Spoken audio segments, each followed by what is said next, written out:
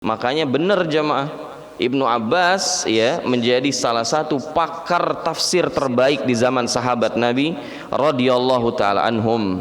Bahkan kalau kita membaca buku-buku tafsir, semua ahli tafsir, baik itu Al-Imam At-Tabari, Al-Imam Ibnu Katsir, ya, Al-Imamul Qurtubi, semuanya itu nanti ujung-ujungnya kembali kepada tafsirnya Ibnu Abbas radhiyallahu taala anhuma. Al-Qurun Adz-Dzahabiyah, ya, generasi-generasi emas, ya, karena Nabi SAW pernah menyebutkan khairal quruni qarni, sebaik-baiknya generasi itu generasi di mana aku hidup bersama para sahabatku. Tsummal ladzina yalunahum, kemudian generasi setelahnya yaitu generasi para tabi'in.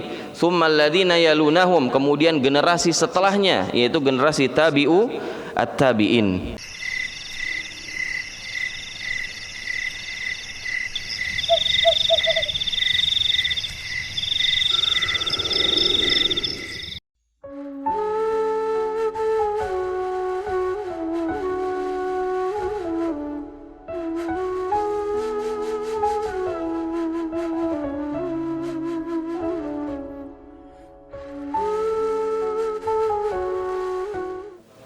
Alhamdulillah, pada pagi ini kajian ba'da subuh insyaallah akan disampaikan oleh Ustaz Muhammad Azizan Sahrial LC dengan mengambil tema wasiat mas Nabi Muhammad SAW kepada Ibnu Abbas.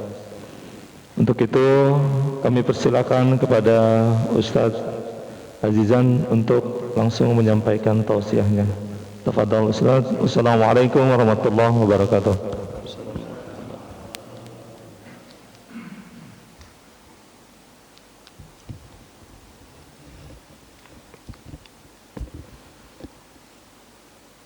Assalamualaikum warahmatullahi wabarakatuh. Innal hamdalillah nahmaduhu wa nasta'inuhu wa nastaghfiruh wa na'udzu billahi min syururi anfusina wa min sayyiati a'malina, man yahdihillahu fala mudilla lahu wa man yudlil fala hadiya lahu. Asyhadu an la ilaha illallah wahdahu la syarika lahu wa asyhadu anna Muhammadan abduhu wa rasuluhu la nabiyya wa la rasula ba'dah. Rabbi shrah li sadri wa yassir li amri wahlul 'uqdatan min lisani yafqahu qawli. Allahumma 'allimna ma yanfa'una wanfa'na bima 'allamtana wa zidna 'ilman ya rabbal alamin. Amma ba'd. Hayyakumullah ikhwani fid din wa akhwati fillah, a'azzakumullah. Bapak-bapak dan ibu-ibu yang semoga dirahmati Allah Subhanahu wa taala. Alhamdulillah, puji dan syukur senantiasa kita panjatkan kehadirat Allah Subhanahu wa taala atas segala nikmat dan karunia yang Allah curahkan kepada kita, khususnya nikmat iman, nikmat Islam, taufik, dan yang tidak kalah penting adalah nikmat kesehatan di masa pandemi seperti ini. Dan semoga kita termasuk hamba-hamba Allah Subhanahu wa taala yang ketika Allah curahkan kepada kita nikmat, maka kita menjadi hamba yang bersyukur atas nikmat tersebut, yaitu dengan merealisasikan setiap nikmat yang Allah Subhanahu wa taala berikan kepada kita menjadi sebuah ketaatan. Tak lupa salawat dan salam semoga senantiasa tercurah limpahkan untuk baginda kita Nabi yang mulia Nabi Muhammadin sallallahu alaihi wasallam, untuk seluruh keluarga beliau, para sahabat, dan orang-orang yang berjalan di bawah naungan sunnah beliau hingga hari kiamat kelak. Bapak-bapak dan ibu-ibu jamaah Masjid An-Nur yang semoga dirahmati Allah Subhanahu wa taala. Kajian kita pada kesempatan pagi hari ini mengambil tema wasiat emas Nabi Muhammad sallallahu alaihi wasallam kepada Abdullah bin Abbas radhiyallahu taala anhuma. Namun sebelumnya jamaah yang Allah muliakan, sudahkah kita kenal dengan sosok sahabat yang mulia yang diberikan wasiat ini oleh Nabi SAW? Siapakah Ibnu Abbas, bapak-bapak? Sepupu Nabi SAW, Ibnu Ammi Rasulullah SAW. Beliau adalah putra dari paman Nabi SAW, yaitu Al-Abbas ibn Abdul Muttalib radhiyallahu ta'ala anhu. Menariknya jamaah yang dimuliakan Allah Subhanahu wa ta'ala, bukan hanya tentang wasiat yang akan disampaikan nanti oleh Nabi SAW kepada Ibnu Abbas radhiyallahu ta'ala anhumah, tetapi menjadi sangat penting juga kita mengkaji usia sebelia Ibnu Abbas radhiyallahu ta'ala anhuma, harus bisa mencerna apa yang disampaikan oleh Nabi SAW kepada beliau. Padahal jamaah yang Allah muliakan, kalau kita nanti teliti kalimat per kalimat, maka sebenarnya apa yang disampaikan oleh Nabi Muhammad SAW kepada Ibnu Abbas radhiyallahu anhuma adalah kalimat-kalimat yang sangat dalam, sangatlah berat untuk dicerna oleh anak kecil seusia Ibnu Abbas radhiyallahu taala anhuma. Karena Ibnu Abbas radhiyallahu taala anhuma pada saat itu masih terbilang sangat belia jamaah. Bukan usia-usia 30 tahun, 40 tahun, enggak. Jadi itulah menariknya jamaah, anak-anak kecil yang hidup di bawah tarbiyah Nabi SAW pada saat itu tumbuh dengan sangat matang, bahkan di usianya yang sangat belia.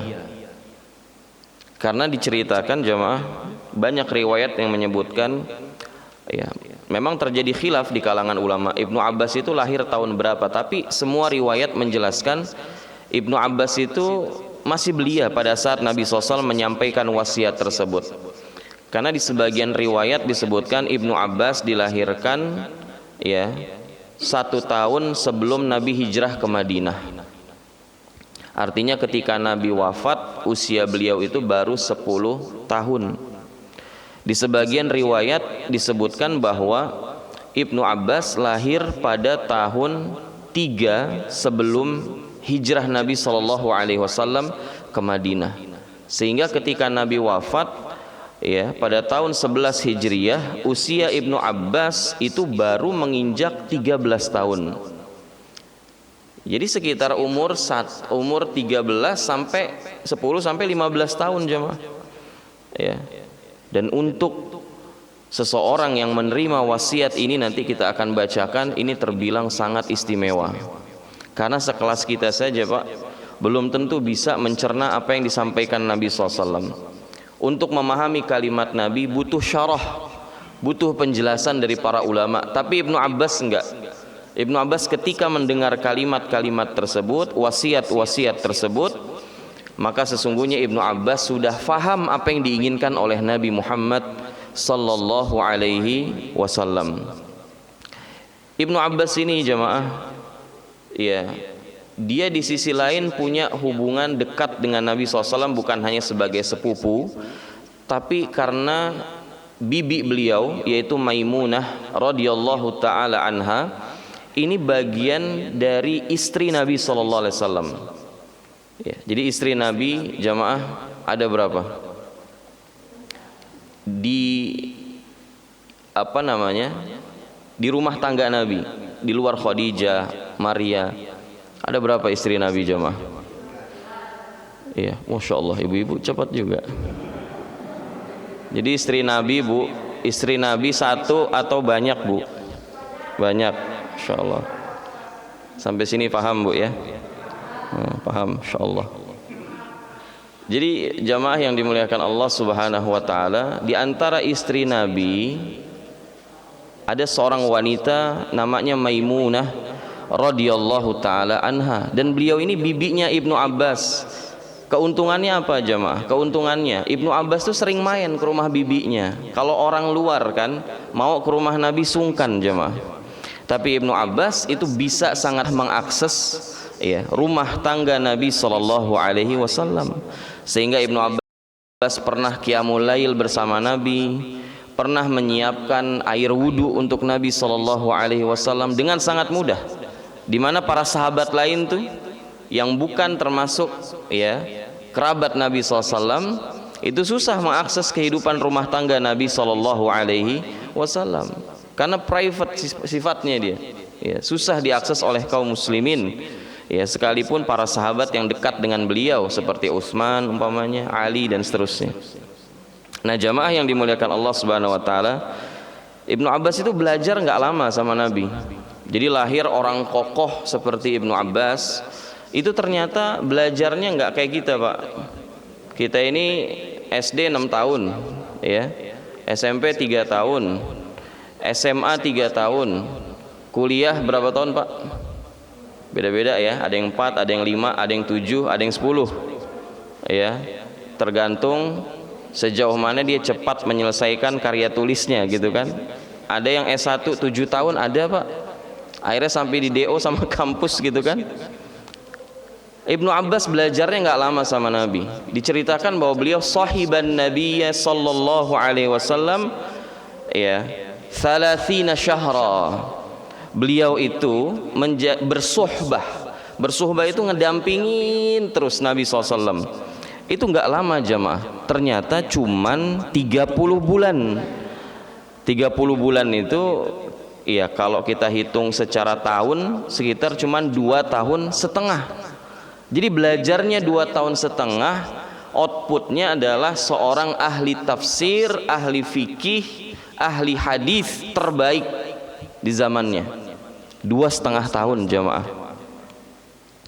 Nah, ini menunjukkan jamaah bahwa banyak kurikulum di negeri kita ini yang perlu direvisi karena terlalu banyak yang mubadzir. Belajarnya lama jamaah, tapi outputnya cuma jadi koruptor. Wa ma adraka ma koruptor. Outputnya nggak sebaik apa yang dilahirkan oleh didikan Nabi Sallallahu Alaihi Wasallam. Padahal belajarnya 2,5 tahun. Tapi kan cuman Ibnu Abbas, Pak Ustadz. Loh, siapa bilang jamaah? Abu Hurairah. Siapa Abu Hurairah? Sahabat Nabi yang paling banyak meriwayatkan hadis dari Nabi SAW, nomor wahid. Ternyata beliau bersuhbah dengan Nabi, mendampingi Nabi, itu cuman sekitar 3,5 tahun jamaah. Lihat, Ibnu Abbas 2,5 tahun, Abu Hurairah 3,5 tahun. Tapi alumni Universitas Rasulullah SAW berhasil menjadi manusia-manusia terbaik yang layak untuk ditampilkan di hadapan manusia. Makanya tepat ketika Allah mengatakan kuntum khaira ummatin ukhrijat linnas. Kalian wahai para sahabat, ya, karena khitabnya pada saat itu ditujukan pertama kali untuk para sahabat Nabi.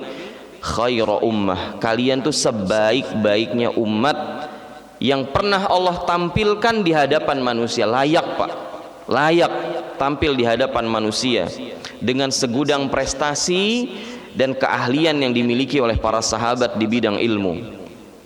Nah, ini luar biasanya didikan Nabi SAW. Bersuhbah dengan Nabi, ya, mendampingi Nabi cuman 2,5 tahun. Tapi ketika lulus dari fakultas, ya, dari Universitas Rasulullah SAW, Ibnu Umar radhiyallahu anhuma mengatakan, habru hadhil ummah Abdullah ibnu Abbas. Tintanya umat ini adalah Abdullah bin Abbas radhiyallahu anhuma.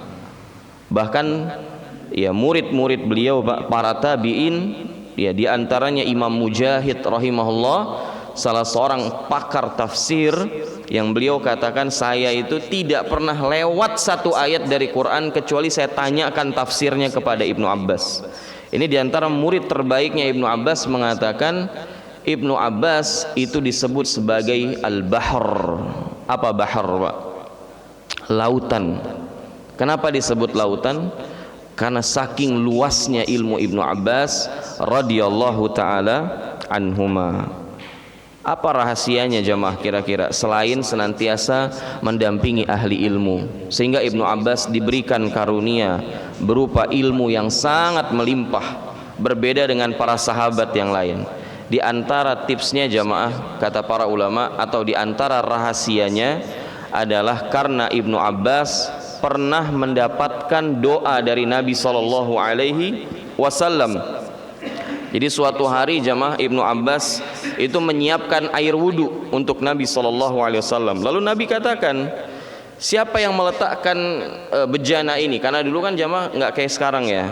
Kalau sekarang itu kan kita mau wudhu ke keran, ya kan, ke kamar mandi atau ke tempat wudhu tinggal buka keran. Kalau dulu itu seorang kalau mau wudhu jamaah, dia mesti ambil air di bejana, kemudian diletakkan di situ dan dia pakai di situ untuk berwudhu. Maka suatu hari Nabi SAW bertanya, ini siapa yang meletakkan bejana ini? Maka kata orang-orang pada saat itu, Ibnu Abbas, Abdullah ya Rasulullah. Tuh si Abdullah Ibnu Abbas yang meletakkan. Maka kata Nabi SAW, Allahumma faqihhu fid din wa 'allimhu ta'wil. Ya Allah, jadikanlah Ibnu Abbas sebagai orang yang faqih dalam agamanya. Jamaah, kata fiqhu di dalam bahasa Arab itu mengandung banyak makna. Di antara makna fiqhu, kalau dari wazan faqiha yafqahu, maka maknanya dia sangat memahami ya suatu urusan dengan sangat dalam, bukan cuman paham kulitnya saja. Itu kalau wazannya faqiha. Kalau wazannya faquha yafqahu dengan dhammah di atas huruf qafnya, faquha, maka para ulama menjelaskan maknanya adalah fikih sudah menjadi karakter baginya. Fikih telah menjadi karakter baginya. Jadi kehidupan sehari-hari itu dihiasi dengan fikih jemaah. Sehingga kalau hari ini fikih dijadikan satu mata kuliah khusus, satu pelajaran khusus, dulu fikih menjadi keseharian para ulama kita. Di antaranya Ibnu Abbas radhiyallahu ta'ala anhuma. Apa bedanya jemaah kalau fikih itu jadi keseharian? Kalau kita masuk masjid, ya, dia tahu tentang adab masuk masjid. Ketika ditimpa musibah, dia faqih. Dia tahu bagaimana memanajemen musibah yang datang menimpa dirinya. Nah, itu yang disebut dengan fikih menjadi karakter jamaah. Bukan sekedar sebagai wawasan ilmu, ya, yang ujung-ujungnya nanti ya cuman menjadi sesuatu yang ya diperdebatkan di tengah-tengah masyarakat. Terjadi khilaf antara fulan dan fulan, ya, terjadi khilaf di kalangan ulama, ya cuman jadi begitu doang jemaah. Meskipun tidak keliru, tetapi yang kita inginkan adalah bahwa fikih itu betul-betul menjadi karakter kehidupan kita. Sebagaimana Ibnu Abbas ya didoakan oleh Nabi SAW, Allahumma faqihhu fid din wa 'allimhu ta'wil. Ya Allah, faqihkan dia di dalam agamanya dan ajarkan dia ta'wil. Makanya benar jemaah, Ibnu Abbas ya menjadi salah satu pakar tafsir terbaik di zaman sahabat Nabi radhiyallahu taala anhum. Bahkan kalau kita membaca buku-buku tafsir, semua ahli tafsir, baik itu Al-Imam At-Tabari, Al-Imam Ibnu Katsir, ya, Al-Imamul Qurtubi, semuanya itu nanti ujung-ujungnya kembali kepada tafsirnya Ibnu Abbas radhiyallahu taala anhuma. Jadi lihat jamaah, ini sosok yang sangat kokoh di dalam ilmu, di dalam pemahamannya terhadap agama, khususnya dalam bidang tafsir. Pernah disebutkan oleh Al-Imam Al-Hasan Al-Basri rahimahullahu ta'ala. Al-Hasan Al-Basri ini bukan ulama kaleng-kaleng jemaah. Hasan Al-Basri ini diantara faqihnya Basrah, dari kalangan tabi'in, bukan di kalangan kita. Di masa terbaik setelah masa para sahabat, yaitu masa tabi'in, termasuk yang disebutkan oleh para ulama al-qurun adz-dzahabiyah, ya, generasi-generasi emas, ya, karena Nabi SAW pernah menyebutkan khairal quruni qarni, sebaik-baiknya generasi itu generasi di mana aku hidup bersama para sahabatku. Tsummal ladzina yalunahum, kemudian generasi setelahnya yaitu generasi para tabi'in. Tsummal ladzina yalunahum, kemudian generasi setelahnya yaitu generasi tabi'u at-tabi'in.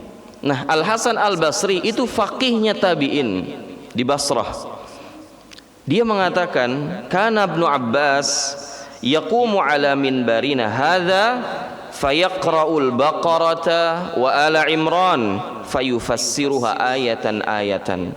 Suatu hari Ibnu Abbas itu pernah berdiri di mimbar kami ini, lalu dia baca Al-Baqarah dan Ali Imran. Dan bacanya ini enggak kayak kita jemaah. Ya, bacanya di sini maknanya dengan hafalan. Dia baca dengan hafalan Al-Baqarah dan Ali Imran, lalu dia tafsirkan ayat per ayat. Enggak ada yang lepas jemaah. Makanya benar Ibnu Abbas tuh pernah mengatakan, ya, kata beliau, kullul Quran a'lamuhu illa thalathan. Saya itu paham semua ayat dalam Quran. Semua ayat dalam Quran. Jadi kalau ditanya ayat ini maknanya apa, beliau paham. Kecuali 3, bukan 3 ayat, 3 kata dalam Quran. Semua Quran beliau paham. Bukan hafal, hafal dan paham maknanya, paham tafsirnya. Kecuali 3 kata beliau. Di antaranya adalah Ar-Raqim dalam surah Al-Kahf itu, Ghislin dan juga Hananan. Udah 3 kata itu yang Ibnu Abbas tidak mengetahui maknanya. Dan itu bukan aib jamaah. Itu bukan aib.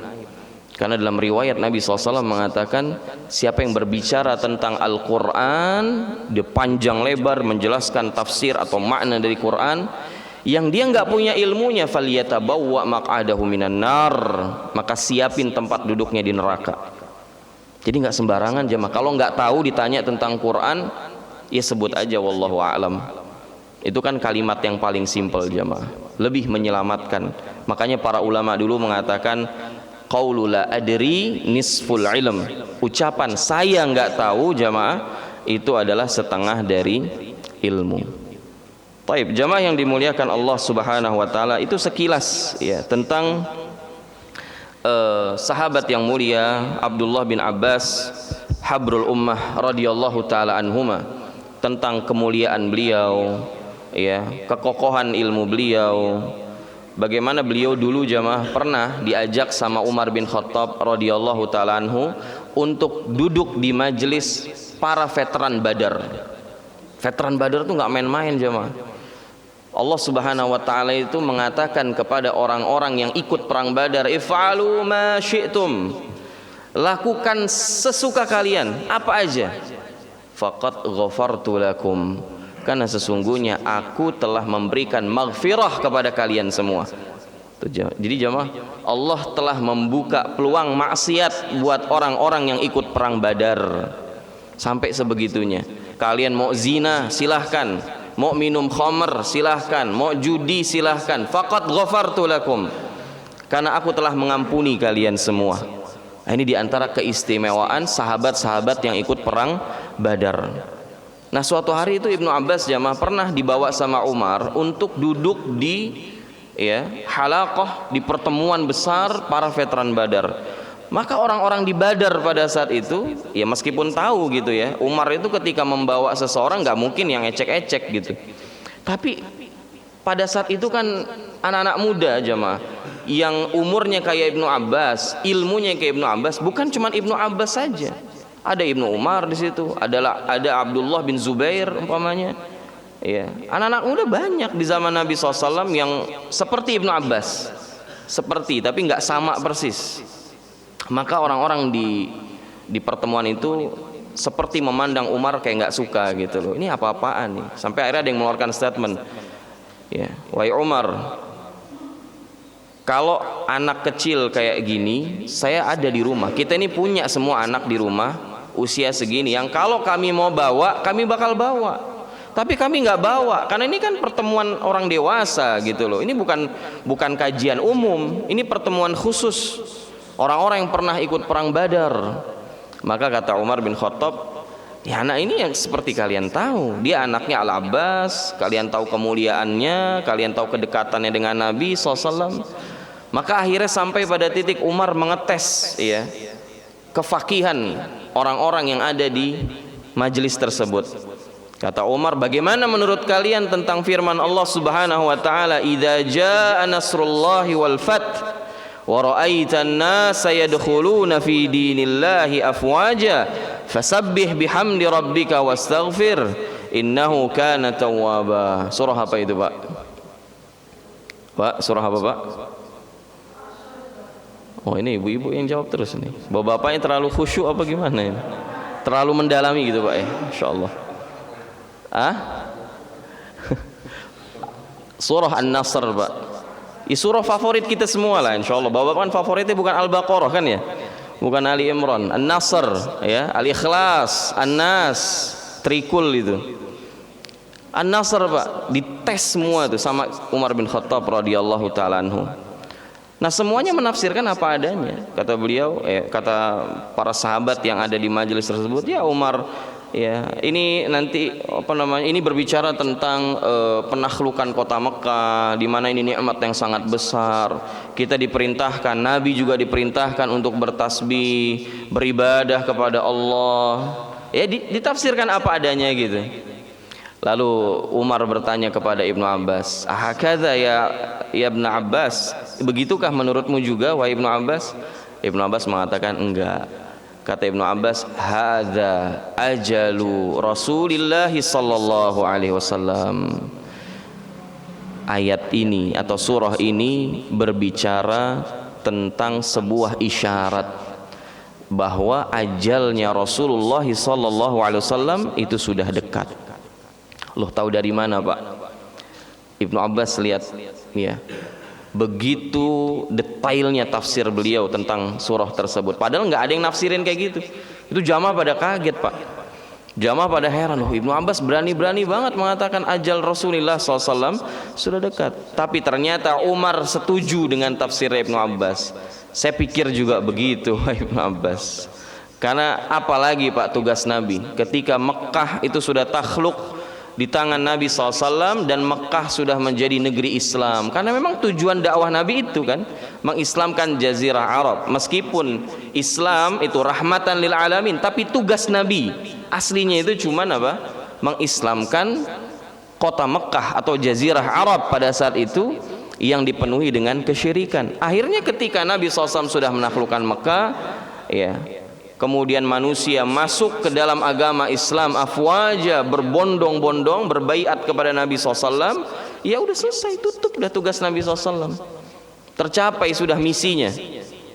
Maka kalau kita sudah selesai jamaah misi kita, apalagi yang kita nanti dari kehidupan dunia ini? Nggak ada lagi jamaah. Orang beriman tuh nggak nyaman hidup di dunia ini ya, apalagi zaman sekarang jamaah ya, banyak terjadi PHK, wabah, bencana alam. Maka saya melihat jemaah, Allahu a'lam, Allah Subhanahu wa taala itu ingin memberikan isyarat kepada kita bahwa jangan terlalu nyaman jemaah di tempat terkutuk seperti ini. Dan yang mengatakan bukan saya, Nabi SAW yang mengatakan, ad-dunya mal'unah wa mal'unatun fiha ma fiha. Dunia itu terkutuk, terlaknat, dan terlaknat seluruh yang ada di dunia kecuali beberapa hal yang disebutkan oleh Nabi SAW. Di antaranya adalah adzikr, ya, kecuali adalah berzikir kepada Allah Subhanahu wa taala. Jadi jamaah yang dimuliakan Allah Subhanahu wa taala, itu kemuliaan besar yang dimiliki oleh Ibnu Abbas radhiyallahu taala anhuma. Dan beliau ceritakan kepada kita jamaah, kuntu khalfan Nabi sallallahu alaihi wasallam. Suatu hari aku berada di belakang tunggangan Nabi sallallahu alaihi wasallam. Aku dibonceng sama Nabi.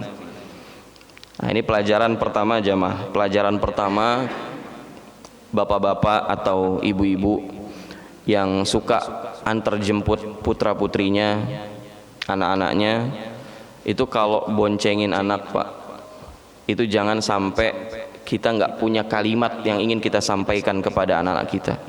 Karena ternyata kata para ulama, inilah momentum yang paling tepat untuk menyampaikan nasihat kepada putra-putri kita.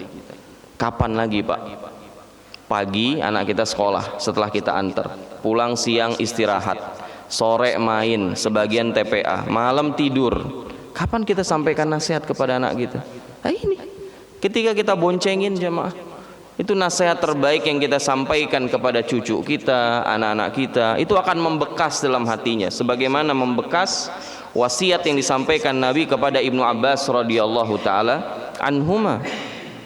Karena bukan Ibnu Abbas saja satu-satunya yang diberikan nasihat saat diboncengin. Di antaranya Mu'adz bin Jabal juga pernah, Pak. Ya.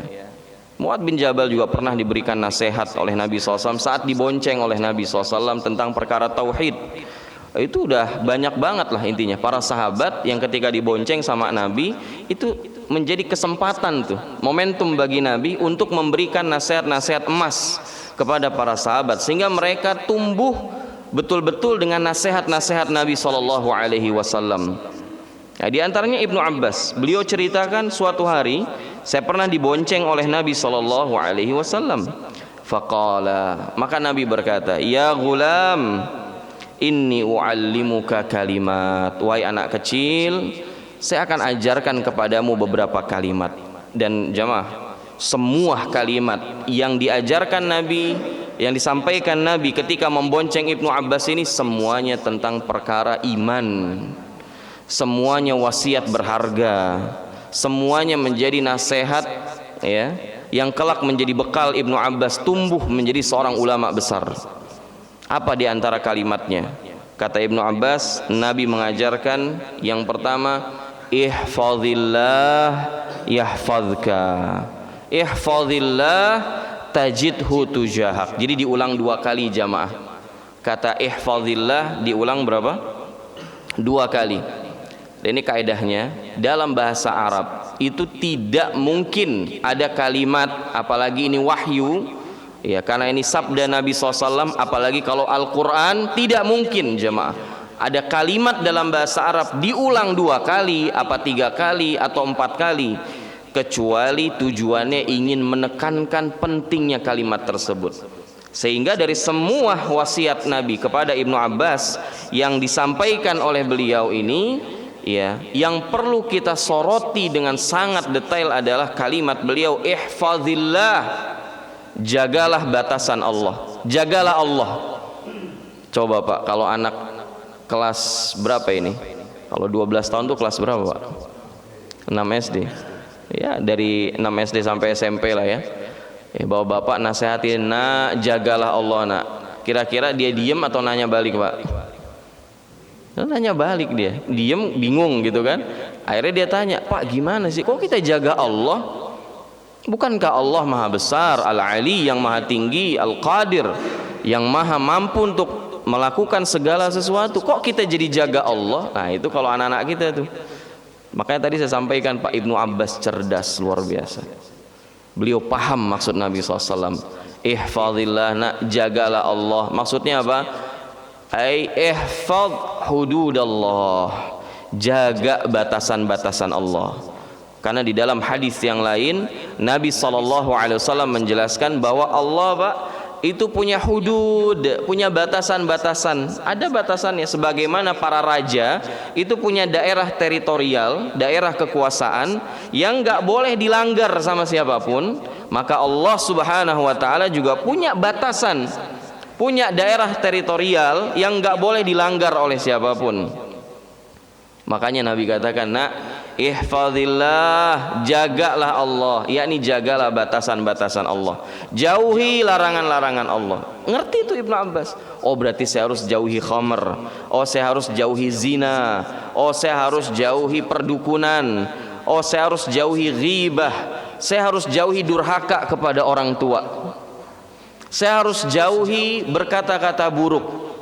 Karena semuanya batasan Allah, semuanya batasan Allah. Maka apa kata Nabi?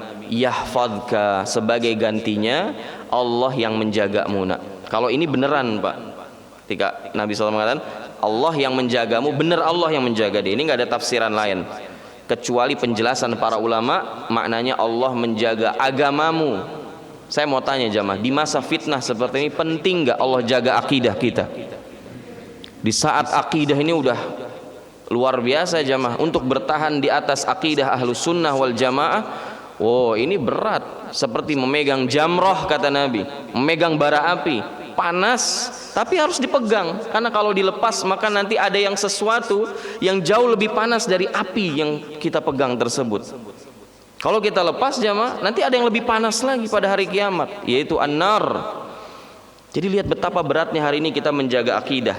Jangankan anak-anak kita jamaah, kita jaga akidah kita aja, jaga iman kita, jaga kualitas ketakwaan kita kepada Allah di zaman fitnah seperti ini, itu susahnya minta ampun. Udah, kita nggak usah bicara anak-anak kita deh, gimana pergaulannya dengan teman-temannya, ya, gimana lingkungannya. Ini makin susah lagi loh. Kita ini sebagai orang tua jamaah susah jaga keimanan kita di zaman fitnah. Kalau jaga batasan Allah, Allah jaga kualitas akidah kita, Allah jaga harta kita. Hari ini kriminalitas meningkat jamaah, ya, orang itu nggak segan-segan lagi membunuh orang cuman karena pengen merampas hartanya, padahal nggak perlu bunuh orangnya, ya. Ini subhanallah, ini zaman dimana kita betul-betul harus memahami apa yang disampaikan Nabi kepada Ibnu Abbas dan kita realisasikan dalam kehidupan kita, Pak. Jadi otomatis ini bukan wasiat Nabi secara khusus kepada Ibnu Abbas, tapi buat seluruh umatnya, buat kita semua. Kalau pengen dijaga Allah, jaga batasan-batasan Allah. Jangan dekati batasan-batasan Allah, jauhi batasan Allah, jauhi larangan-larangan Allah subhanahu wa ta'ala. Maka lihatlah Allah jaga kita, jaga nyawa kita, Allah jaga kita dari wabah, Pak. Jadi ini diantara tips jamaah untuk selamat di masa fitnah seperti sekarang ini. Kalau mau dilindungin Allah, ya udah jaga batasan tersebut, jangan dilanggar. Ihfazillah, diulang lagi, jagalah Allah, tajidhu tujahak. Kau akan dapati Allah di hadapanmu. Apa maksudnya? Maksudnya kau akan mendapatkan bimbingan Allah subhanahu wa ta'ala. Jadi seperti tour guide gitu loh, yang ketika kalau kita pengen pergi ke suatu destinasi, maka dia akan menggiring kita ke tempat-tempat yang baik, menjaga kita dari tempat-tempat yang buruk. Nah, itulah diantara faedah kalau kita jaga batasan Allah. Jaga batasan Allah, Allah akan berada di hadapan kita, kata para ulama, untuk membimbing kita, mengarahkan kita kepada tempat-tempat yang baik dan menjauhkan kita semua dari tempat-tempat yang buruk. Itu kalimat pertama itu, Pak. Kalimat berikutnya kata Nabi, idza sa'alta fas'alillah. Kalau kau minta sesuatu, minta kepada Allah. Oh, ini mahal jemaah. Dimana hari ini orang tua, ya, dengan ketidaksadaran mereka, ini justru melemahkan iman putra-putrinya. Apa kata orang tua kebanyakan? Nak, kalau kamu ranking 1, nak, kamu minta nak apa aja sama bapak, bapak kasih nak. Minta sama bapak. Ibunya juga kayak gitu. Iya nak, ditegesin lagi sama ibunya. Iya nak, enggak, bukan bapak aja nak, ibu bakal kasih kamu semuanya. Minta sama ibu nak kalau kamu ranking 1. Kalau ada apa-apa nak, minta sama bapak, jangan minta sama orang lain. Nah gitu tuh kebanyakan kita kalimatnya. Kalau kamu butuh apa-apa nak, minta sama ibu, jangan minta sama orang lain. Kenapa jamaah kita nggak arahkan putra-putri kita untuk minta kepada Allah subhanahu wa ta'ala? Is'alillah, mintanya sama Allah, jangan minta sama makhluk. Makhluk tuh dhaif. Apa dhaif? Lemah. Wa khuliqal insanu dhaifa. Manusia diciptakan dalam keadaan lemah, nggak bisa berbuat apa-apa, lemah, Pak. Coba gimana kalau anaknya minta kawin, Pak? Nah, sementara bagi kita belum layak nih, susah, nggak bisa. Maka minta sama Allah. Arahkan anak-anak kita untuk selalu hatinya itu bergantungnya sama Allah, bukan sama kita, Pak. Bukan sama istri kita, sama kita. Is'alillah. Dan ini diajarkan Nabi SAW bukan hanya kepada Ibnu Abbas. Nabi itu sampai pernah mengatakan, kalau salah seorang dari kalian sendalnya, Pak, sendal, ini urusan sendal nih, remeh bagi kita, sendalnya putus, minta sama Allah supaya digantikan yang baru. Urusan sendal Nabi ajarin agar umatnya itu selalu bergantung kepada Allah, bukan hal-hal besar saja, bukan hal wabah saja, bukan hal musibah saja, bukan, tapi hal-hal sepele yang kita anggap sepele itu juga bergantungnya kepada Allah. Makanya jamaah, para ulama mengatakan bahwa urusan minta sesuatu kepada Allah atau kepada selain Allah, itu kata mereka min kamalit tauhid tarkus su'alin nas, di antara bentuk kesempurnaan tauhid. Kata Profesor Dr. Mustafa Dib Al-Bugha hafizahullahu taala, ini salah seorang pakar fikih Syafi'i, Pak, ya, yang tersisa hari ini. Di antaranya adalah beliau, ya, karena banyak yang sudah wafat. Di antara karya-karya beliau itu ya banyak yang menjadi masterpiece. Artinya yang menyampaikan ini bukan ulama kaleng-kaleng Pak, tapi ulama Rabbani. Profesor Dr. Mustafa Dib Al-Bugha hafizahullah ta'ala mengatakan, di antara bentuk kesempurnaan tauhid seseorang adalah meninggalkan minta-minta kepada manusia. Lihat, jadi dikaitkan sama tauhid jamaah. Ini bukan urusan sepele nih. Minta sama selain Allah itu kaitannya sama tauhid seseorang. Min kamali tauhid tarku su'alin nas. Di antara bentuk sempurnanya tauhid kita, tanda, bukti kalau tauhid kita itu lurus, benar, sempurna, maka kita nggak mungkin minta kecuali kepada Allah Subhanahu wa ta'ala. Li'annahu subhanahu huwallazi alah ala ibadi an yas'aluh. Karena Allah sendiri Pak, ya, yang menyuruh hambanya untuk minta sama dia. Was'alullaha min fadlih, dan mintalah kepada Allah dari karunia-Nya. Jadi Allah yang menyuruh kita mintanya sama dia. Manusia Pak nggak pernah ada yang nyuruh, ya, kecuali kalimat-kalimat tadi itu, orang tua kepada anaknya, yang akhirnya anaknya bergantung sama orang tuanya. Orang tuanya udah nggak ada Pak, lemah udah tuh anak. Adapun ketika orang bergantung sama Allah, maka dia kuat karena dia bergantung sama Al-Qawiyul Matin. Dia bergantung kepada zat yang maha kuat, yang maha kokoh. Maka nggak ada orang tuh yang bergantung sama makhluk kecuali pasti lemah. Sekalipun orang tuanya kaya, punya kedudukan, punya jabatan, pasti lemah karena dia bergantung sama sosok yang lemah. Tapi Allah, ya, Allah perintahkan kita Pak untuk meminta kepada dirinya. Was'alullaha min fadlih. Bahkan Allah Subhanahu wa ta'ala, ya, mewanti-wanti kita, kalau kita nggak pernah minta sama Allah, ya, maka kita termasuk orang yang sombong. Termasuk orang yang sombong Pak. Jadi nggak minta sama Allah termasuk orang yang sombong. Minta kepada selain Allah termasuk lemahnya keimanan dan cacatnya tauhid kita. Kemudian Nabi SAW mengatakan, wa idza sta'anta fasta'in billah. Ini kalimat berikutnya. Kalau kamu minta tolong, nah ini masih ngomong sama Ibnu Abbas nih. Ya, kalau kamu minta pertolongan, nak, jangan kepada siapa-siapa. Fasta'in billah, minta pertolonganlah hanya kepada Allah. Dan itu kan doa yang kita baca tuh. Itu kalimat yang selalu kita ulang-ulang itu Pak. Minimal 17 kali dalam sehari. Iyyaka na'budu wa iyyaka nasta'in.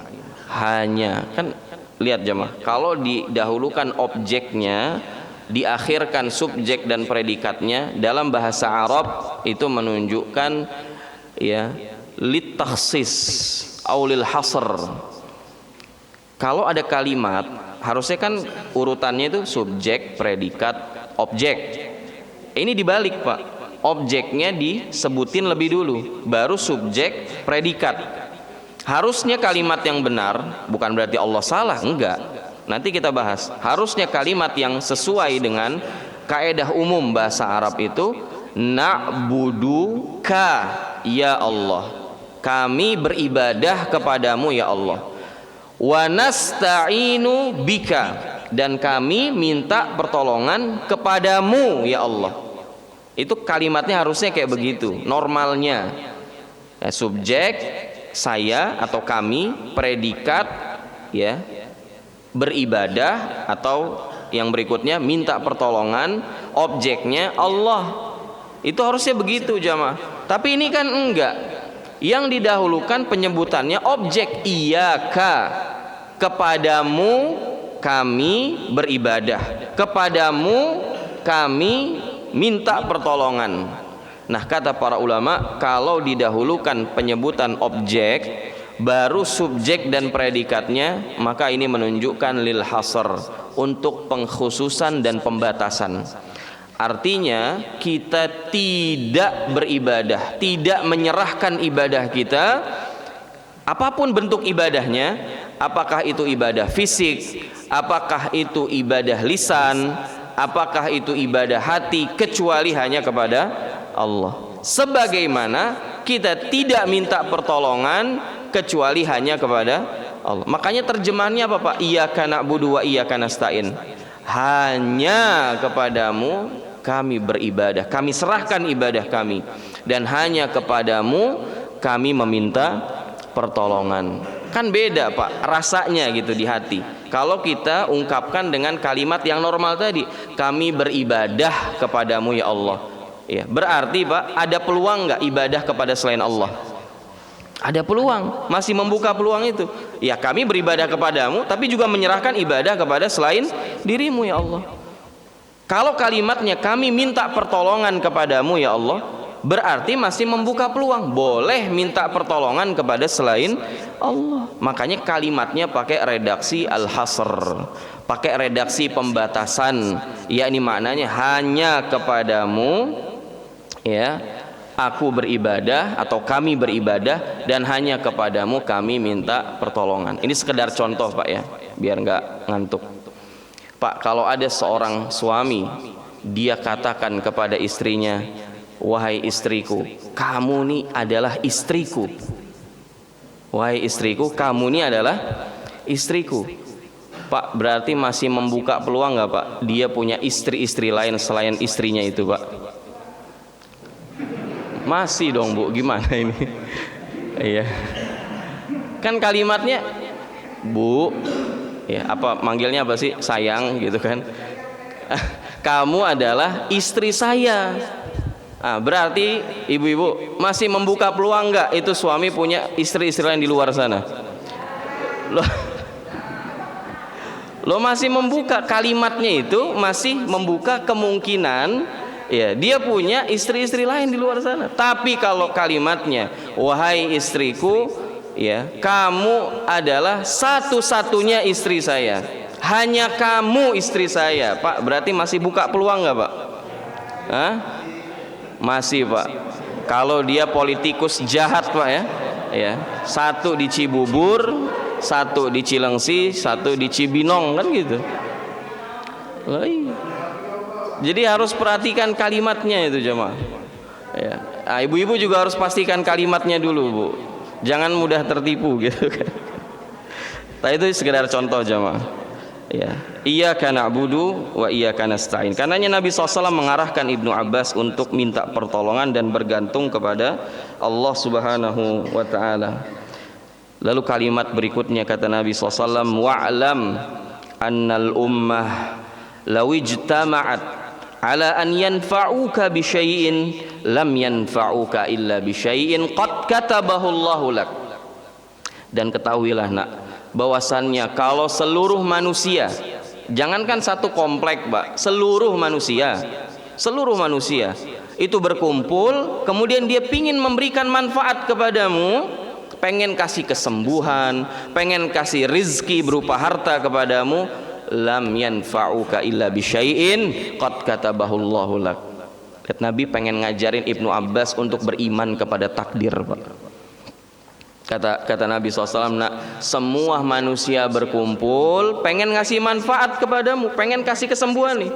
Semua dokter Pak kumpul, bukan cuma di rumah sakit itu, semua dokter di Indonesia atau bahkan di dunia kumpul tuh berembuk, gimana ya cara nyembuhin pasien yang paling kaya di dunia ini.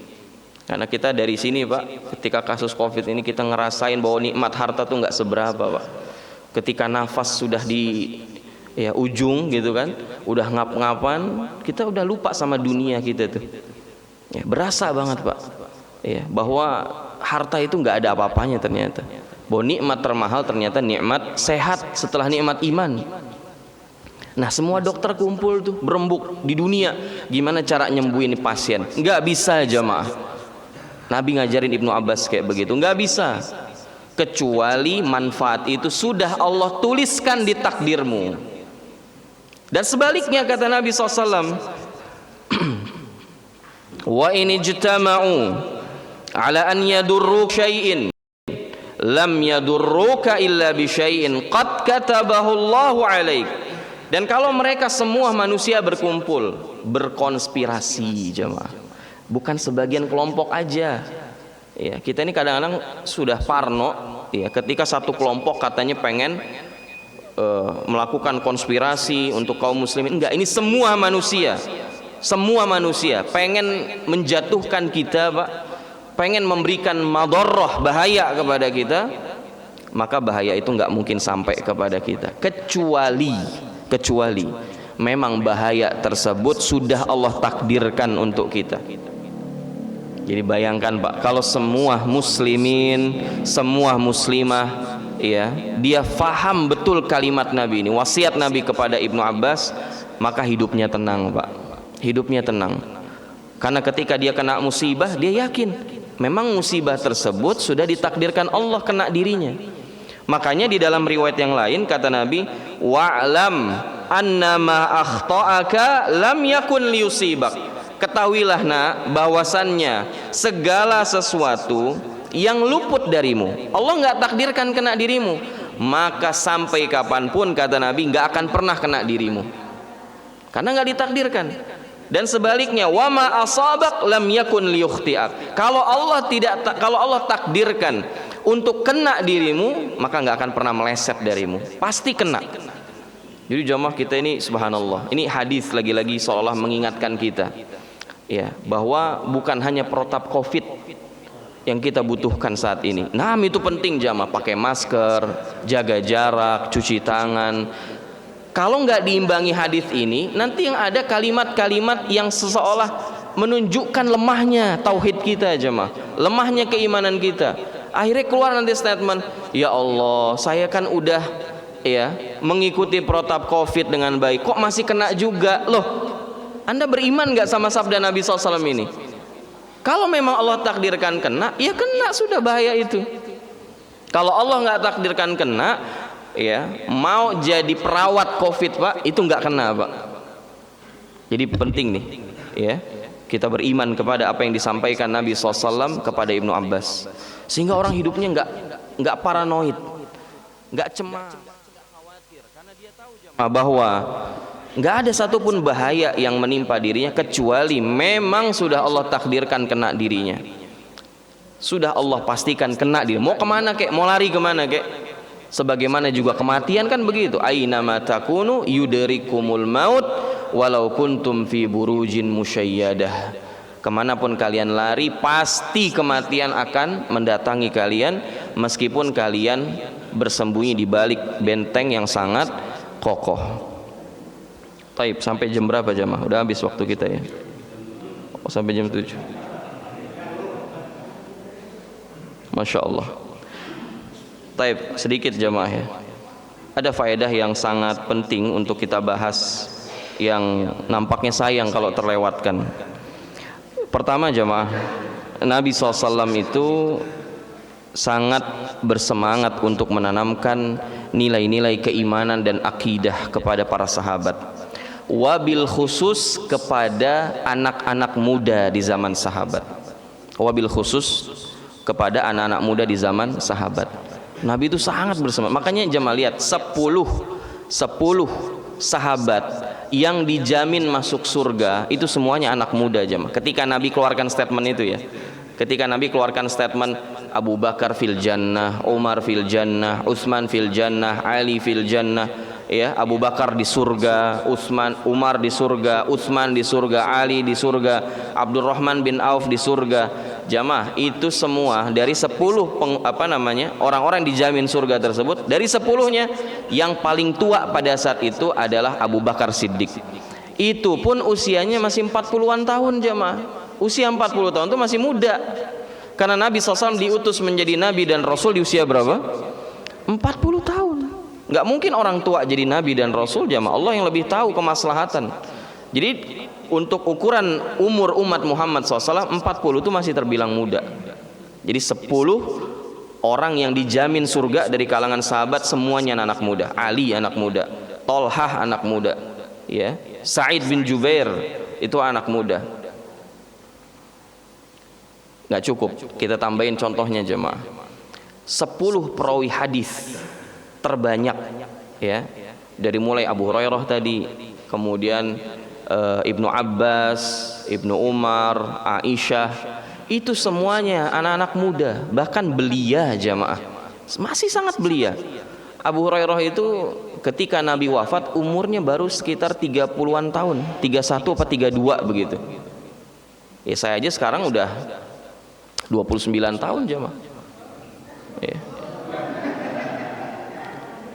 Itu 30 sampai 31 tahun gitu, dan sudah melahirkan karya gitu loh buat umat. Di bawahnya Ibnu Abbas tadi, Nabi wafat usianya baru 13 tahun jemaah. Baru 13 tahun. Bawahnya lagi Aisyah radhiyallahu anha, Nabi wafat usianya baru berapa? Baru 17, dan harus merasakan hidup sendirian dari mulai usia 17 tahun, nggak ada suami sampai beliau wafat di usia yang sangat tua jemaah. Para ulama berbeda pendapat, ada yang mengatakan sekitar 80-an tahun umur beliau ketika wafat. Bayangin dari 17 tahun nggak nikah lagi jemaah, ya, sampai usia 80 tahun, karena nggak boleh dinikahi istri Nabi setelah Nabi wafat. Dan nggak ada yang mau juga istri Nabi dinikahin, seandainya boleh, tapi nggak boleh. Kalau boleh pun nggak ada lagi yang mau dinikahin, ya, sama ibunda Aisyah. Kenapa? Karena untuk mendapatkan kebersamaan dengan Nabi SAW di surga, maka nggak boleh nikah lagi. Ya, nggak boleh nikah lagi. Istri Nabi pengen bersama Nabi di surga, karenanya nggak boleh nikah lagi setelah ditinggal wafat oleh Nabi Muhammad SAW. Jadi penting jamaah kita untuk fokus kepada anak-anak muda. Dan kalau saya lihat di sini, masya Allah, kayaknya usia-usia kelewat muda, kelewat muda kayaknya. Saya sempat berpikir gitu. Makanya saya berusaha untuk meluangkan waktu untuk mendidik teman-teman muda jamaah. Ya, jadi bapak-bapak kalau punya anak-anak muda gitu ya, itu boleh kumpul setiap Sabtu malam Ahad di Masjid Nurul Huda. Kita buat kajian teman-teman muda, dan udah berjalan 3 bulan, 4 bulan. Sehingga ini cukup membuat kita optimis juga ya, karena biasanya anak-anak muda itu orang bilang anget-anget tai ayam gitu kan. Tapi alhamdulillah mereka istiqomah, dan saya berharap keistiqomahan tersebut sampai mereka wafat atau saya yang wafat gitu. Atau saya wafat ada yang menggantikan lagi. Saya sedang membuat regenerasi seperti itu, agar jangan sampai jamaah kita wafat nggak ada yang nerusin berjamaah di masjid. Jangan sampai kita wafat nggak ada lagi kajian kayak gini di masjid, karena anak-anak mudanya udah nggak jelas, anak-anak kita nggak jelas arahnya kemana. Nah, ini pentingnya jamaah melibatkan keluarga kita, apalagi anak-anak kita, ya, untuk ikut ketaatan, melakukan ketaatan bersama kita, supaya nanti ada yang meneruskan, ada kaderisasi begitu loh. Saya bukan pesimis dengan orang-orang tua, tapi maksud saya orang tua itu kan ya maksudnya umurnya terbatas lah, kekuatannya juga terbatas. Tapi kalau anak-anak muda aja, makanya semua kerusakan itu yang disasar siapa jamaah? Aki-aki 70 tahun, 80 tahun atau anak-anak muda? Anak-anak muda. Narkoba itu kemana larinya jamaah? Nggak ada yang ke umur 80 tahun, nggak ada. Saya belum lama waktu itu, ya, belum lama itu kajian di mana, Al Azhar Cempaka Putih Barat, kajian subuh begini. Ya, ada jamaah yang cerita, Ustadz tadi kena itu nggak kena blokade jalan. Kenapa emang? Ada perang Ustadz. Perang apa? Ada tawuran katanya. Ya, di daerah Cempaka Putih itu. Ustadz nggak kenapa-napa? Enggak, alhamdulillah saya nggak lewatin mungkin, atau tawurannya udah berakhir gitu. Saya mau tanya jamaah, tuh yang tawuran anak muda atau umur 70 80 tahun jamaah? Bawa parang gitu, ayo serang sini, masya Allah. Gak ada, itu anak muda semua itu, yang masih kekuatannya itu masih luar biasa, semangatnya masih luar biasa. Nah, kalau semangatnya diarahkan kepada Islam, ya, kepada akidah yang benar, ini masya Allah. Makanya Nabi itu fokus mendidik anak-anak muda. Itu kenapa jamaah saya baru faham betul, Nabi kalau ketemu anak kecil itu selalu paling nggak dielus, paling nggak diucapkan salam, kadang Nabi cium keningnya, kadang Nabi doakan. Itu ternyata tujuannya loh, menyiapkan, ya, kader-kader dakwah yang kokoh seperti Ibnu Abbas, Abu Hurairah, Ibnu Umar, Anas bin Malik radhiyallahu taala anhum jami'an. Ya, makanya jemaah, Ibnu Katsir rahimahullah ketika menceritakan tentang sosok Ashabul Kahf, tahu Ashabul Kahf jemaah? Siapa Ashabul Kahf? Orang-orang yang bersembunyi di balik gua untuk apa? Untuk refreshing, untuk jalan-jalan, untuk kemah, menyelamatkan akidah, menyelamatkan iman jamaah. Jadi mereka tuh bukan orang tua, Sedikit info, mereka anak-anak muda yang sudah sadar pentingnya akidah dan menyelamatkan akidah mereka dari pemimpin yang zalim, pemimpin kafir dan zalim. Maka mereka bersembunyi di balik gua bertahun-tahun, ditidurin sama Allah Subhanahu wa taala. Apa kata Ibnu Katsir tentang mereka jemaah? Kata Ibnu Katsir, walihadza kana aktsarul mustajibina lillah wa li rasulih sallallahu alaihi wasallam syababan. Inilah kenapa, inilah rahasia ya. Kenapa dari dulu yang menyambut dakwah ajakan Rasul sallallahu alaihi wasallam itu anak-anak muda. Ali bin Abi Thalib umurnya masih 9 tahun jamaah masuk Islam. Udah bisa gitu loh memutuskan akidah saya mau kemana nih sampai mati. 9 tahun jemaah. Dulu yang menjawab seruan Rasul itu semua anak-anak muda. Wa ammal masyayikh, adapun orang-orang tua min Quraisy, dari kalangan Quraisy, fa'ammatuhum baqau ala dinihim, maka banyak dari mereka yang tetap berada di dalam agama mereka, kesyirikan mereka. Walam yuslim minhum illal qalil, dan gak ada yang masuk Islam dari orang-orang tua Quraisy tersebut kecuali sedikit jamaah, segelintir. Abu Sufyan contohnya yang terlambat masuk Islamnya, maksudnya di penghujung ya wafatnya Nabi SAW. Nggak terlambat tapi sangat sedikit gitu loh, menunjukkan yang paling cepat merespon dakwah itu adalah anak-anak muda. Yang bisa mengeksekusi dengan baik itu anak-anak muda, karena visi misinya masih luar biasa gitu kan. Jadi otaknya itu jamaah, kita ini kadang-kadang, saya kan juga terbatas jamaah dalam urusan dunia gitu loh. Ini kan pentingnya kita ya saling memberikan kebaikan gitu. Saya cuma tahu urusan agama mungkin, yang tahu urusan IT itu ada lagi, yang tahu urusan kayak gini-gini ngerekam kajian kemudian sinyal itu bukan kita jamaah, bukan ustadznya, itu anak-anak muda. Saya cuma kasih gimana ya enaknya kalau kayak gini, itu anak muda langsung mikir semuanya. Coba orang tua jamaah, gimana Pak ya kalau kayak gini? Oh nanti dulu Ustadz, aduh pusing juga Ustadz ya. Anak muda tuh cepet jamaah, cepet sekali ya. Apa yang harus dilakukan ya, ke arah mana, itu akan sangat efektif jamaah ya, visi misi kaum muslim ini kalau dipegang anak-anak muda. Maka di sini seolah Nabi SAW ya ingin memberikan kita sebuah isyarat bahwa nasihat terbaik itu nasihat yang diberikan kepada para pemuda. Maka perhatikan lagi jemaah anak-anak kita, putra-putri kita ya, atau bukan putra-putri kita. Katakan putra-putri kita udah kemana, udah nggak ke Keranggan gitu kan, tapi tetap mereka harus jadi aktivis dakwah di sana.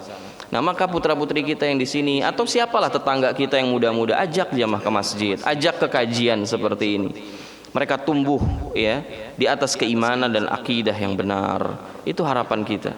Karena semua tanggung jawab dakwah kelak ada di pundak mereka, dan kalau mereka nggak siap jamaah ya maka dakwah Islam ini akan hancur di tangan mereka. Ini mungkin yang bisa saya sampaikan ya, kurang lebihnya mohon maaf, dan kalau ada kekeliruan mohon dibukakan pintu maaf seluas-luasnya, karena itu datang dari diri kami pribadi dan dari syaitan. Allah dan Rasulnya terbebas dari kesalahan tersebut. Ini ada tanya jawab gak jamaah? Enggak deh. Ibu-ibu mungkin pertama ada yang ingin ditanyakan Bu?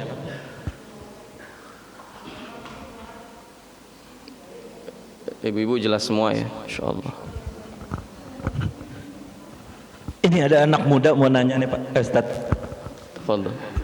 Masya Allah, saya nyari dari Assalamualaikum warahmatullahi wabarakatuh. Waalaikumsalam warahmatullahi. Pak Ustadz, maaf ada yang harus ditanyakan nama saya. Jadi begini, saya takut pekerjaan saya takut ada yang nyimpang dari Allah Subhanahu wa taala. Jadi begini, saya wiridan saya ini dulu mah enggak begini kayak sekarang. Jadi ada banyak yang minta tolong sama saya. Minta tolongnya bukan minta duit, bukan pinjam duit, bukan. Jadi dia lagi sakit Pak Ustadz. Jadi bikin dia udah seminggu nggak kentut ya, nggak pipis, nggak buang air besar, udah seminggu tuh udah bengkak ini pada bengkak. Terus Bu kata saya siapa itu, orang tua saya Pak Haji katanya. Kenapa? Udah sakit, udah seminggu, kata udah seminggu. Coba Pak Haji tolong minta air dah, doain. Bisa apa saya Ibu? Udah sekali aja. Udah begitu dibikin saya itu ya, air karena gelas. Bu minta itu air karena gelas. Alhamdulillah itu saya diijabah. 5 menit gitu, jadi minumin kata saya 7 kali, jangan napas kata saya. Boleh diminum. Tuh, aduh, takut menguras gitu, katanya dikuras itunya ya, pakai air. Masya Allah. Jadi alhamdulillah itulah juga tuh, terus pipis itu buang air besar juga, hampir enggak kabur itu alhamdulillah. Waktu itu udah 2 hari udah kempes alhamdulillah. Masya Allah. Begitu juga udah berapa orang, yang satu ibu-ibu sakit panas, itu dia katanya mau rubuh itu rumah, mau apa, mau lari gitu ya. Kemudian tentang kepanasan itu dia penyakitnya. Minta ditolong sama saya, begitu juga minta air itu ya. Alhamdulillah itu Masya Allah. Terus ketiganya anak bayi pan nggak netek, katanya seminggu lagi itu udah bengkak itu emaknya, teteknya. Masya Allah. Terus minta air sama saya, terus kasih sama air sama saya ya, karena gelas. Alhamdulillah itu Sembuh. juga. Terus bagaimana kesawiridan ini kan dipindahin sama saya, ditambahin gitu ya, Pak, takut nyimpang dong dari itu ajaran Allah. Jadi saya ini pada salat 5 waktu itu, dohor, asar, maghrib, isya, subuh, kecuali malamnya salat tasbih, salat tahajud, terus duha dibacain sama saya, istighfar 1000 kali, la ilaha illallah muhammadur rasulullah 300, la haula wala quwwata illa billah 300, astagfirullah asyhadu an la ilaha illallah, istighfar syahadat 300, la haula wala quwwata illa billah 300, Allahu Akbar 300, ya Allah 300, itu setiap waktu alhamdulillah. Jadi takut nyimpang dong Pak Ustaz, bagaimana? Apa ajaran Allah bagus? Apa benar gitu? Ya. Sekian dari saya, wassalamualaikum warahmatullahi wabarakatuh. Waalaikumsalam warahmatullahi wabarakatuh. Ya, jamaah yang dimuliakan Allah Subhanahu wa taala, berkaitan dengan zikir ya atau ruqyah. Jadi kalau ruqyah syar'iyyah itu memang warid ya, artinya memang ada dari Nabi sallallahu alaihi wasallam, semisal ya membacakan air, membacakan Al-Qur'an ya, khususnya ayat-ayat yang berkaitan dengan ruqyah seperti ayat kursi atau yang paling masyhur muawwidzatain ya, Al-Falaq dan An-Nas, kemudian ditiupkan di air tersebut, itu memang bermanfaat. Jadi, dan ini yang perlu diluruskan juga bahwa ruqyah itu jamaah tidak hanya identik dengan orang kesurupan. Antum kalau lagi badan gak enak gitu kan, jangan buru-buru ke dokter dulu, tapi coba aja dulu di ruqyah secara mandiri ya, yaitu antum bacakan Al-Falaq, An-Nas, kemudian tiupin di air, lalu minum airnya. Sebagian praktisi ruqyah mengatakan kalau mau lebih efektif lagi ditambahkan beberapa lembar daun bidara, dan kalau mau lebih efektif lagi air zam-zam ya. Air zam-zam campur daun bidara, kemudian dibacakan ayat-ayat Al-Quran dan ditiupkan ya, lalu diminum atau diminumkan ke orang, itu insya Allah bermanfaat memang ya. Makanya tadi mungkin kesembuhan datang dari Allah, tapi juga jamaah yang menjadi catatan kita bahwa zikir itu kan terbagi dua ya, ada zikir mutlak, ada zikir muqayyad. Zikir mutlak itu maksudnya dia tidak terikat waktu, tidak terikat bilangan tertentu, sehingga antum kalau mau baca silahkan aja baca sebanyak-banyaknya ya, kan nggak mungkin saya perintahin baca sedikit-sedikitnya Pak, nggak ada. Baca ya zikir sebanyak-banyaknya, wadhkurullaha dzikran katsira, perbanyak zikir soalnya kan. Dan nggak boleh dibatasi, maksud saya tidak boleh membatasi zikir mutlak ya dengan bilangan tertentu atau dikaitkan dengan waktu tertentu dan meyakini ada keutamaannya, kecuali memang ada nasnya dari hadis Nabi SAW. Adapun zikir muqayyad Pak, zikir yang terikat bilangannya dengan bilangan tertentu, waktu tertentu, seperti kita baca zikir setelah sholat fardu kan ya, baca istighfar 3 kali, astagfirullah, astagfirullah, astagfirullah, kemudian kita membaca subhanallah walhamdulillah wallahu akbar masing-masing 33 kali, ada khilaf sih di kalangan ulama, tapi intinya memang ada bilangan tertentu diajarkan Nabi SAW untuk membaca subhanallah walhamdulillah wallahu akbar. Sebagian mengatakan ada tambahan wala ilaha illallah, terikat setelah sholat fardu. Jadi makanya disebut zikir muqayyad karena terikat bilangan tertentu, jumlah bilangan tertentu, dan terikat dengan waktu tertentu. Ya, maka itu disebut zikir muqayyad setelah sholat fardu, atau zikir muqayyad setelah sholat witir, umpamanya subhanal malikil quddus, subhanal malikil quddus, subhanal malikil quddus 3 kali gitu ya. Kemudian zikir sebelum makan, zikir setelah makan gitu. Artinya itu memang terikat waktu tertentu, aktivitas tertentu, dan ada memang dari Nabi SAW nasnya ya, yang sahih dari Nabi SAW bahwa ini dibaca sekian, ini dibaca sekian. Nah, yang tidak ditetapkan sama Nabi SAW ya, bacalah sekian atau sekian atau sekian, maka dimutlakan saja. Kayak tadi umpamanya baca la ilaha illallah, ya dimutlakan saja. Ya, silahkan baca sebanyak-banyaknya, jangan dibatasi dengan pembatasan tertentu ya, dan meyakini ada keutamaan kalau kita batasi tadi. Ada keutamaan baca 200 kali umpamanya ayat kursi. Ada keutamaan baca 300 kali di hari ini atau setelah aktivitas ini kalau baca Al-Fatihah. Nah, ini pembatasan-pembatasan yang tidak ada nasnya di dalam hadis Nabi SAW sebaiknya dihindari, Pak. Karena faktanya saya udah ngobrol sama beberapa praktisi ruqyah. Ternyata itu bahkan bukan hanya ya tertolak secara amalan, tapi terkadang itu bisa membuka pintu syaitan, pintu jin masuk ke dalam diri kita dengan amalan-amalan yang secara zahirnya sesuai sunnah, karena zikir ya ada sunnahnya gitu kan, tapi pembatasannya itu loh, pembatasan dengan bilangan tertentu dan di hari tertentu umpamanya, itu yang umpamanya tidak ada nasnya dari Nabi SAW, maka itu membuka peluang itu jin masuk ke dalam tubuh kita. Ya, saya udah ngobrol panjang lebar sama banyak praktisi ruqyah dan kasus yang seperti itu banyak terjadi, mengamalkan wirid tertentu dengan bilangan tertentu ya, padahal tidak ada nas dari Nabi SAW yang menjelaskan tentang hal tersebut. Ini bahkan bisa membuka pintu syaitan masuk ke dalam tubuh kita. Itu diantara dampak buruknya, Pak. Dan tahu sendiri kalau syaitan udah masuk ke dalam tubuh kita, maka dia akan merusak tubuh kita. Dia akan merusak tubuh kita. Nah, karenanya kaum muslimin mesti betul-betul mempelajari riwayat-riwayat yang berkaitan dengan zikir-zikir tersebut. Karena tadi zikir ada yang mutlak, ada yang sifatnya muqayyad.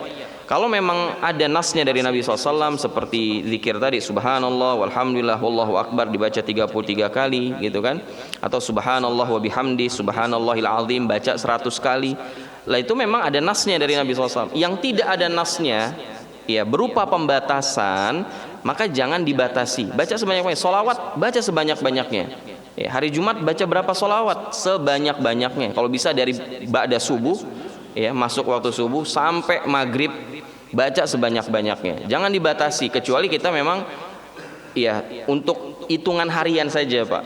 Untuk saya pengen membiasakan aja, coba 100 kali selawat dalam sehari, tapi tidak meyakini ada keutamaan khusus gitu loh.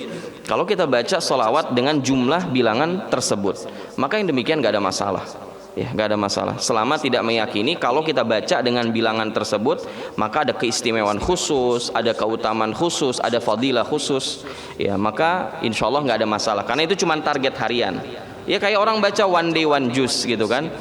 Sebenarnya kalau mau lebih efektif lagi ya one day ya 10 juz gitu kan, 10 juz sehari kalau mau lebih efektif lagi. Tapi kan karena kemampuan kita terbatas sekali, Pak. Kita bekerja mungkin kan, yang pelajar dia harus belajar kuliah, ya udah pokoknya sehari sejuz mesti selesai gitu. Bukan dalam rangka meyakini ada keutamaan khusus kalau kita baca Quran sehari sejuz, enggak, keutamaannya umum ya, dapat petunjuk dari Allah gitu kan, hatinya diberikan cahaya Al-Quran dan seterusnya ya. Dalam hal ini makanya saya memandang nggak ada masalah ya. Tapi kalau baca wirid ya tertentu, yang wirid itu memang ada dari Nabi SAW, tapi bilangannya tidak ditentukan sama Nabi SAW, lalu kita tentukan sendiri dan meyakini ada fadilah khusus dari wirid yang dibaca dengan bilangan tersebut, maka ini yang sebaiknya dihindari. Wallahu ta'ala a'la wa a'lam. Syukron. Ada lagi yang mau ditanyakan, Bapak? Ya silakan, Pak. Mana itu? Waalaikumsalam warahmatullahi wabarakatuh. Hayakumullah, Pak.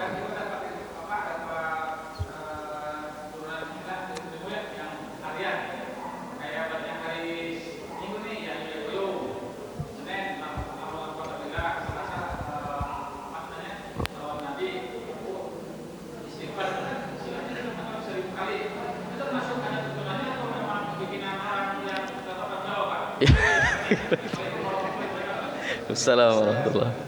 Ini masya Allah terlalu ekstrim. Jadi jamaah, iya tadi sebagaimana saya sampaikan, memang ada ya para ulama kita dulu, para kiai kita, semoga Allah rahmati mereka, yang mungkin ya dengan keterbatasan ilmu itu, kenapa jamaah kita itu ya betul-betul harus pemegang kaidah bahwa kebenaran mutlak itu hanya milik Allah dan Rasulnya alaihi salatu wassalam. Sehingga maksud saya, ketika kita mendapatkan suatu amalan ya yang ternyata ya menyelisihi apa yang telah datang dari Nabi SAW, maka tidak perlu sungkan untuk meninggalkannya. Kenapa? Karena yang namanya dari manusia, kiai manusia bukan jamaah, ustadz manusia bukan, manusia. Qad yukhti wa yusib. Makanya Imam Malik mengatakan apa? Kullu qaulin yu'khadhu bihi wa yurad illa qauli sahib hadil maqbarah.